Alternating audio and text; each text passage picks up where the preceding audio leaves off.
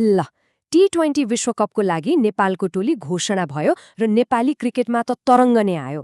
केही यस्ता ठूला नामहरू बाहिरिए र केही यस्ता नयाँ अनुहारहरू आए कि सबै चकित परे। आज हामी यही आश्चर्यजनक टोली चयनको बारेमा अलिक गहिरिएर कुरा गर्नेछौँ। सायद सबैको मनमा उठेको सबैभन्दा ठूलो प्रश्न यही हो, कुशल मल्ल र आदिल आलम जस्ता स्टार खेलाडीहरू जो म्याच जिताउन सक्थे, उनीहरू नै विश्वकप जस्तो ठूलो प्रतियोगिताबाट किन बाहिरिए त? के उनीहरूको प्रदर्शन साँच्चै खस्केको थियो वा यो छनौटकर्ताहरूको कुनै नयाँ रणनीति हो? आउनुहोस् यसलाई बुझ्ने प्रयास गरौँ।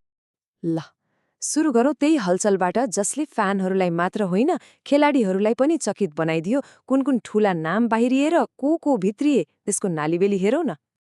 यो अदला बदलीलाई हेर्नुस् त, साँच्चै नै अचम्म लाग्दो छ।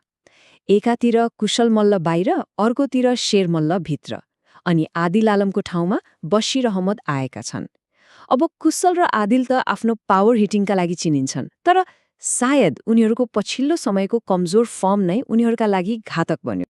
अब एकछिन ती खेलाडीहरूको कुरा गरौँ जसले टोलीमा ठाउँ बनाएर सबैलाई ओहो भन्न बाध्य पारे। को हुन् त यी नयाँ र पुनरागमन गरेका अनुहारहरू, अनि उनीहरूलाई किन मौका दियो होला? सबैभन्दा पहिले त शेर मल्ल नेपाल प्रिमियर लिग मतलब एनपीएलमा तहल्का मच्चाएर सिधै राष्ट्रिय टोलीमा। उनी एक मिस्ट्री स्पिनर हुन्, मतलब ब्याट्सम्यानलाई उनको बल कता घुम्छ भनेर अन्तिमसम्म पत्तै हुँदैन। सोच्नुस् त, डेब्यू नै विश्वकपमा कस्तो होला है? यो नम्बर हेर्नुस् त, 17। एनपीएलको जम्मा 10 खेलमा 17 विकेट। यो कुनै सामान्य आँकडा होइन। यसले उनलाई सन्दीप लामिछाने र अविनाश बोहरा जस्ता ठूला नामहरूको हाराहारीमा उभ्यायो। उनी प्रतियोगिताकै एक शीर्ष विकेट लिने खेलाडी थिए। एनपीएलमा उनको प्रभाव कति थियो भने उनी प्रतियोगिताको उदीयमान खेलाडी नै बने। कप्तानलाई जब विकेट चाहिएको हुन्थ्यो, विशेष गरी पावर प्लेमा, शेर मल्ल हाजिर। अनि तल्लो क्रममा आएर ब्याटिङ पनि गर्न सक्ने, मतलब एउटा कम्प्लिट प्याकेज जस्तै। अर्को नाम हो बशीर अहमदको, जसले टिममा कमब्याक गरेका छन्। उनलाई सङ्कटको नायक वा क्राइसिस म्यान पनि भनिन्छ। मतलब जब टिम सङ्कटमा हुन्छ उनी एकदमै शान्त भएर खेल्छन्। भनिन्छ नि, उनीसँग टिमलाई एकदमै गाह्रो अवस्थाबाट बाहिर निकालेर जित दिलाउने खुबी छ, र उनको खेल हेर्दा पनि त्यस्तै लाग्छ। जति दबाव उति राम्रो प्रदर्शन। उनको कमब्याक त्यत्तिकै भएको होइन। एनपीएलमा 9 खेलमा 191 रन बनाए, तर त्योभन्दा पनि याद गर्नुपर्ने कुरा हो कुवेत विरुद्धको त्यो म्याच।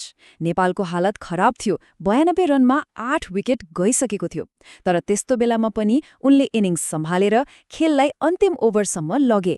हो, यही क्षमताले गर्दा नै उनी टोलीमा फर्किए। यी सबै अदलाबदली हेर्दा एउटा ठूलो प्रश्न उठ्छ, के छनौटकर्ताहरूले खेलाडीको नाम र प्रतिष्ठा भन्दा पनि तत्कालको प्रदर्शनलाई हेरेका हुन् त? आउनुहोस् यसको पछाडिको सोचलाई बुझ्ने प्रयास गरौँ। यस्तो देखिन्छ कि छनौट समितिको सोच एकदमै क्लियर थियो, जसले एनपीएल जस्ता घरेलु प्रतियोगिताहरूमा राम्रो गर्छ, जसले प्रभाव पार्छ उही टिममा पर्छ, चाहे उसको नाम जतिसुकै ठूलो किन नहोस्। मतलब प्रदर्शन नै सबथोक बन्यो, प्रतिष्ठा होइन। यहाँ हेर्दा अझ स्पष्ट हुन्छ कुशल मल्ल र आदिल आलम जस्ता खेलाडीहरू किन बाहिरिए। किनभने उनीहरूको प्रदर्शनमा निरन्तरता थिएन, उनीहरू लयमा थिएनन्। ठिक उल्टो, शेर मल्ल र बशीर अहमदले घरेलु क्रिकेटमा आफूलाई साबित गरे, त्यसैले उनीहरूले मौका पाए। अब यत्रो ठूलो निर्णय भएपछि खेलाडीहरूको मनमा के भयो होला? जो टिममा परेनन् उनीहरूको प्रतिक्रिया कस्तो थियो त? हेरौँ है। स्पिनर साहब आलमले सामाजिक सञ्जालमा लेखेको यो कुराले मन नै छुन्छ। उनले सोधे, कसलाई दोष दिउँ, भाग्यलाई कि आफूलाई? यसले देखाउँछ कि विश्वकप खेल्ने सपना टुट्दा कति पीडा हुँदो रहेछ। कुशल मल्लको प्रतिक्रिया भने अलि फरक थियो। उनले एउटा फोटो शेयर गरे जसमा गीत बजिरहेको थियो, हामी त यस्तै त हो ब्रो। सायद यसले उनको निराशा र परिस्थितिलाई स्वीकार्ने भाव दुवैलाई देखाउँछ। ल अब यो सबैपछि नेपालको अन्तिम टोली कस्तो देखिन्छ त? यसको सन्तुलन कस्तो छ र विश्वकपमा के कस्ता चुनौतीहरू हुन सक्छन् त्यसबारे कुरा गरौँ। यो टिम घोषणा भए पनि केही प्रश्नहरू त अझै बाँकी नै छन्। जस्तै टिममा एकजना पनि बायाँ हाते मध्यम गतिको बलर छैनन्। के त्यसको कमी महसुस होला? अनि अर्को कुरा, शेर मल्ल नेपालको पिचमा त चले, तर अमेरिका र वेस्ट इन्डिजको ब्याटिङ मैत्री फ्ल्याट पिचहरूमा उनको मिस्ट्री स्पिन त्यति नै घातक होला त? यी प्रश्नहरू निकै महत्त्वपूर्ण छन्। र अन्त्यमा सबैभन्दा ठूलो प्रश्न त यही हो, छनौटकर्ताहरूले जुन यो ठूलो जुवा खेलेका छन्, के यसले विश्वकपमा फल दिन्छ? यो एउटा साहसी कदम हो, तर यो सफल हुन्छ कि हुँदैन त्यो त अब विश्वकपको मैदानले नै बताउनेछ।